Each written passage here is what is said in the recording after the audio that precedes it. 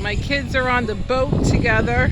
Sophia tried doing the paddle boat, but our good friend Mickey rescued her. She had a little problem trying to paddle the boat, so now she's on one of those, like, spinning like boats. You know what you do with your feet. She's on there with Michael, so they're having a really cool time. It's not too often that they come to a lake and get to do all this, so this is a really cool experience.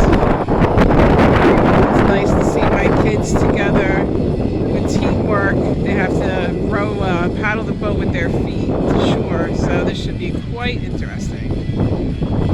And I'm burning on here on the sand. It is so hot here. I don't know, it feels like 100 degrees.